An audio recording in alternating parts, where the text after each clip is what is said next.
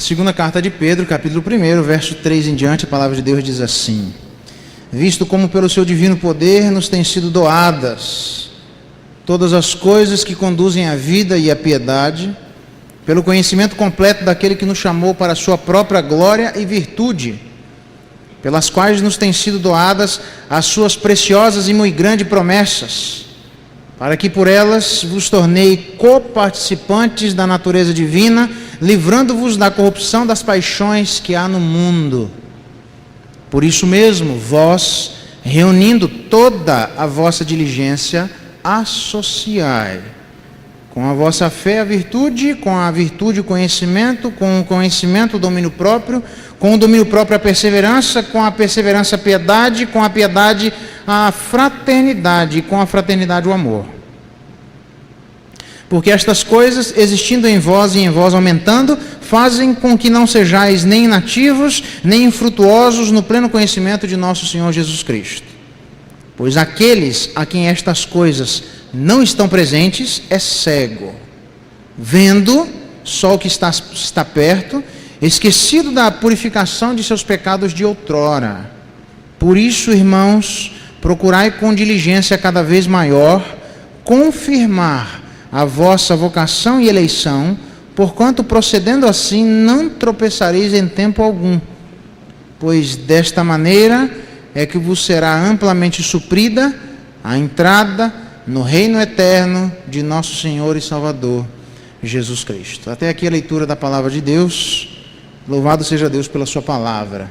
Irmãos, qual é a sua expectativa em relação a Deus? Para pensar um pouquinho aí. Qual é a sua expectativa em relação a Deus? Ou esperança para alguns?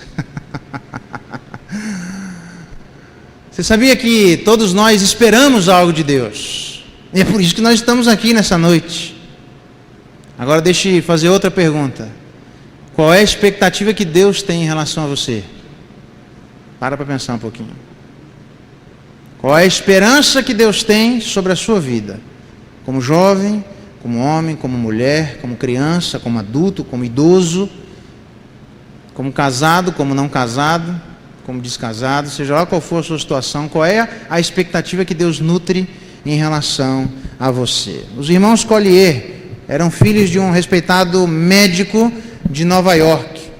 Aconteceu exatamente em 21 de março de 1947, período da Grande Guerra, ao término, na verdade, da Segunda Guerra Mundial. A polícia recebeu um telefonema anônimo naquele momento indicando que um homem teria morrido numa casa.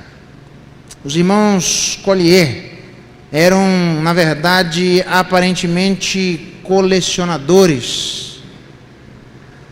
Haviam provavelmente ali naquele momento morrido dentro de uma casa que eles receberam por herança.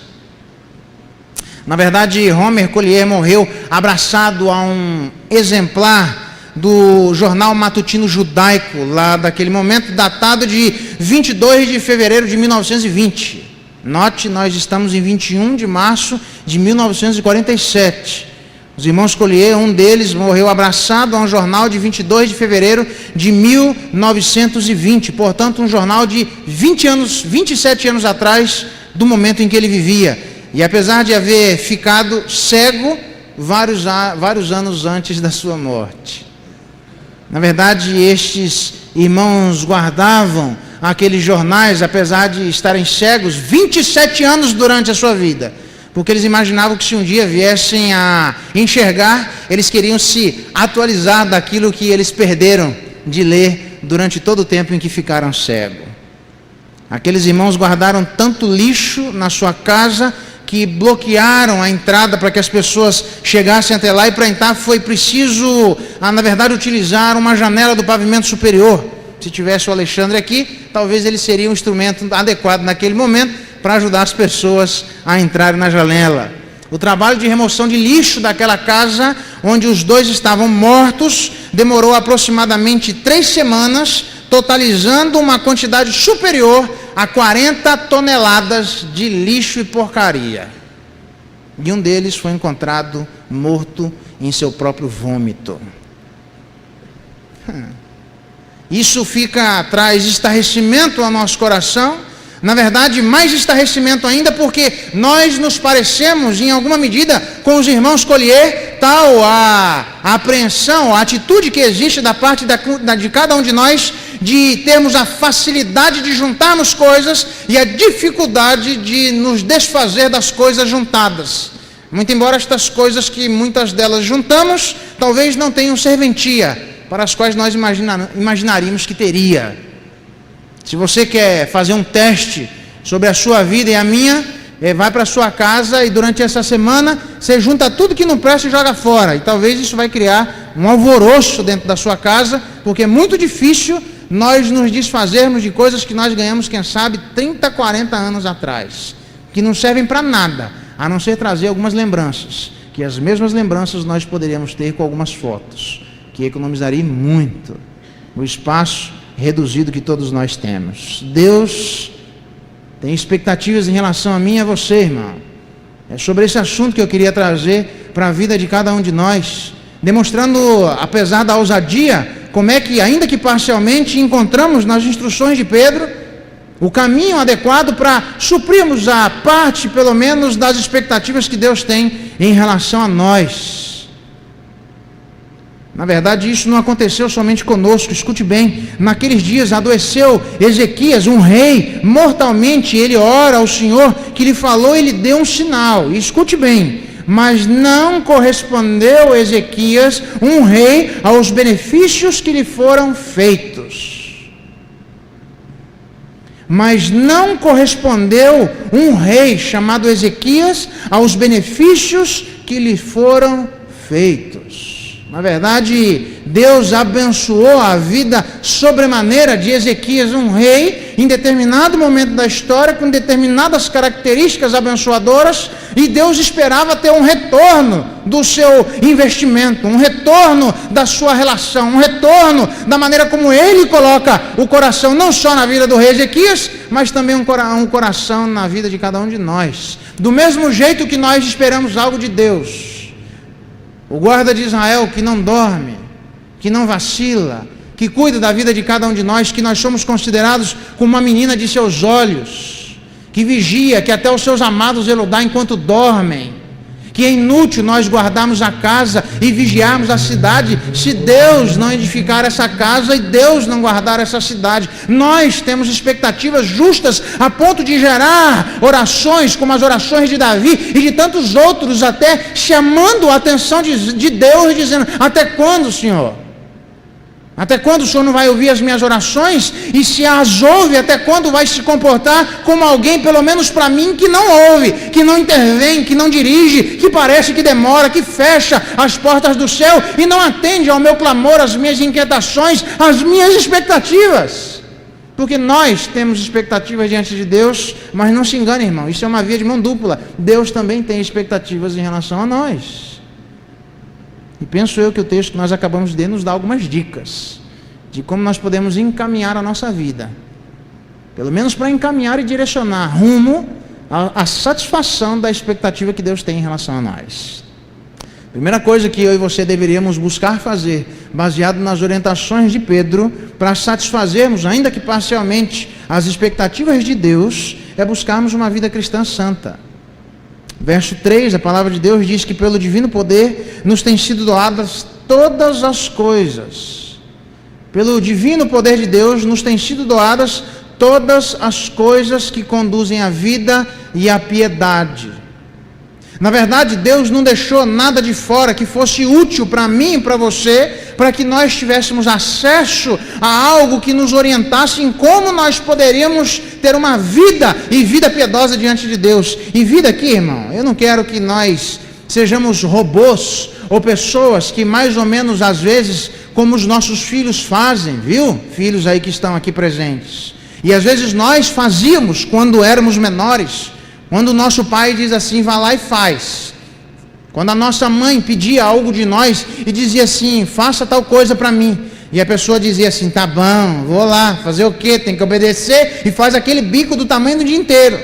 Obediência não quer dizer nada, porque mesmo diante de uma suposta obediência, ela pode caracterizar uma falsa obediência, uma rebeldia, uma insatisfação diante da orientação que lhe foi colocada. Deus não se interessa da parte de cada um de nós que apenas, como robôs, como pessoas desgostosas, como pessoas insatisfeitas, como pessoas que não gostam das orientações do Senhor. Deus não espera da vida de cada um de nós única e exclusivamente obediência. Obediência de cara feia, obediência que gera uma insatisfação, obediência que demonstra que na verdade nós não concordamos com a orientação e os pedidos do Senhor em relação a nós. Deus espera que essa obediência seja de fato obedecida, mas ela também seja de fato agradecida, seja alegre, porque Ele diz que as coisas que foram doadas à vida de cada um de nós, diz o verso 3, são todas as coisas que conduzem à vida, irmãos. A nossa obediência precisa se refletir em vida, e não se refletir como queriam alguns fariseus, que colocavam pó branco nos seus rostos, dizendo que estavam orando e jejuando, para parecerem tristes, porque eles queriam demonstrar através da sua tristeza que eles estavam obedecendo ao Senhor. Eles queriam demonstrar aos olhos de todos que através do seu suposto quebrantamento, através do seu suposto entristecimento, através da aparência acabrunhada, entristecida, baixa, eles estavam sendo mais servidores de Deus do que todos os outros. Deus não quer isso de nós. Deus não quer isso do nosso coração. Deus quer que a obediência da parte de cada um de nós se reflita em vida, e vida em abundância. Você pode dizer que o seu casamento reflete vida, você pode dizer que a sua casa reflete vida, você pode dizer que o seu relacionamento com Deus reflete vida, você pode dizer que a sua relação com seus irmãos reflete vida, você pode dizer que as coisas que Deus tem cedido, ainda que temporariamente à sua mão, reflete vida, a vida em abundância, a vida que traz alegria, a vida que traz satisfação, a vida que traz que eu quero mais, a vida que demonstra que existe alguma coisa ainda maior, uma vida que demonstra que o que nós estamos experimentando não chega nem sequer aos pés do nosso pensamento, daquilo que Deus tem preparado para aqueles que o amam no céu. Vida, irmãos, vida santa, vida corrigida, e aliás ele vai dizer no verso 4, pelas quais nos têm sido doadas as suas preciosas e muito grandes promessas, para que por elas vos tornei coparticipantes da natureza divina, livrando-vos da corrupção das paixões que há no mundo. Há uma acusação feita aos cristãos, uma acusação equivocada, uma acusação errônea, uma acusação de quem desconhece absolutamente daquilo que o cristianismo afirma, que dizem eles que o cristianismo diz que nós não podemos ser pessoas apaixonadas. Ou você escolhe obedecer ao cristianismo e renegar os prazeres da carne, ou você resolve abraçar os prazeres da carne e rejeitar o cristianismo, porque dizem eles, se Deus criou a carne, ela criou para o prazer. Parcialmente é verdade que Deus criou e nos deu elementos em nosso corpo físico para experimentarmos os prazeres da vida física. Mas não quer dizer que nós devemos não ser pessoas apaixonadas. Não quer dizer que nós não devemos experienciar na nossa vida física tudo aquilo que Deus tem para agraciar no nosso coração. Quer dizer que há limites. Quer dizer que em tudo existe corrupção. Quer dizer que em todas as coisas existem coisas que precisam cercear a nossa suposta liberdade, senão nós fazemos mau uso de tudo aquilo que Deus cedeu à vida de cada um de nós. E o melhor exemplo disso é essa direção aprovada e sancionada pelo MEC, como eu compartilhei com alguns de vocês na terça-feira da semana passada, de que não deveríamos, ou os professores não deveriam mais corrigir a vida de seus alunos que falassem 10 real. Nós aí, mano, é nós na fita, porque isso seria trazer constrangimento, ainda que num português, num linguajar absolutamente equivocado, seria trazer preconceito linguístico, onde parece que nós queremos pagar para sermos pessoas burras e ignorantes, e isso é o próximo passo para a ditadura. Não se enganem, irmãos, é fazer com que o povo seja cada vez menos esclarecido, para fazer com que seja cada vez mais explorado e manipulado. Na verdade não é isso que Deus quer da vida de cada um de nós. Deus, Ele trouxe as coisas porque existem corrupção no nosso coração, e do mesmo jeito que precisa haver um cerceamento da nossa linguagem, Porque, como diria um dos gramáticos que nós temos vivo, da nossa língua, ele dizia: meu filho não precisa ir para a escola para aprender o que ele sozinho pode aprender. Porque ele sabe falar errado, ele já sabe. Ele precisa ir lá para que alguém o corrija. Então, ter sentimentos e paixões, nós já os temos. Nós precisamos de alguém que cerceie isso e que demonstre que existe uma corrupção naquilo que domina os nossos afetos, o nosso coração e as paixões que dominam a nossa vida. Mas nós precisamos ser pessoas apaixonadas. Como diria a carta de João à igreja de Éfeso, que ela perdeu o seu primeiro amor. E nós vimos hoje de manhã que é uma tendência e uma dificuldade, uma possibilidade da vida de cada um de nós, de na luta, no embate, na batalha da vida sendo travada, nós facilmente podemos perder o nosso primeiro amor. Então não é que nós, assim como somos acusados e falsamente acusados, não é que o cristianismo propõe que nós devemos renegar completamente a carne, como se ela não tivesse algo a nos dizer, renegar completamente as paixões, renegar completamente os prazeres. Não é isso que Deus quer. Mas Ele quer que aquilo que dominava, Ele quer que haja uma reavaliação do seu e do meu coração, daquilo que se passa no nosso mundo interior. Porque escute bem, é muito importante que eu e você pensemos naquilo que se passa no nosso mundo interior, porque o mundo exterior é determinado por nós, pelo nosso mundo interior. Como filhos da obediência, não vos amoldeis mais das paixões que tinhas anteriormente na vossa ignorância. Pelo contrário, o tema da santidade começa a ser percorrido a partir daí. Pelo que você é apaixonado? Você já colocou isso diante de Deus, dizendo: Senhor, guia e orienta o meu coração, para que eu consiga perceber se essa vida, não simplesmente obediência, não simplesmente uma vida que ignora e que quer quase como que voltar à Idade Média, cesseando determinados prazeres, pagando um monte de promessas, como se isso fosse elevar o nosso coração até Deus. Muito pelo contrário. Não há nada, absolutamente nada, que Deus, na sua imensa sabedoria, não tenha deixado guardado para mim e para você, de acordo com o verso 3, deixado a mim e à sua disposição, para que nós pudéssemos nos apropriar disso, para cultivarmos uma vida santa. Como os irmãos Collier, que viveram muito tempo guardando lixo a ponto de juntarem 40 toneladas de coisa que não prestava, às vezes eu e você juntamos todas essas coisas na nossa vida espiritual. E o que eu e você precisamos fazer é nos libertar dessas coisas, porque Deus espera isso de mim e de você. A primeira coisa que Deus espera de mim e de você é que nós vivamos vida santa. Você vai dizer: pastor, isso eu já sei. Até aqui nós estamos falando a mesma coisa. Pastor, até aqui, se aproximar de Deus e ter santidade, eu concordo. E a grande pergunta não é o que eu devo ser, mas a grande pergunta é: como é que eu faço isso? E vem a resposta de Pedro. Primeira coisa, para cumprirmos as expectativas que Deus tem em relação a nós, busque viver uma vida santa, através daquilo que Deus já colocou à sua disposição por intermédio da sua palavra.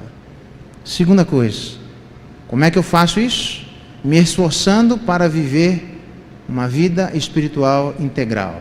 Eu falo e vocês repetem: me esforçando para viver uma vida espiritual integral. Fala para o seu irmão: você precisa buscar integralidade na sua vida espiritual. Diga isso à vida dele: integralidade.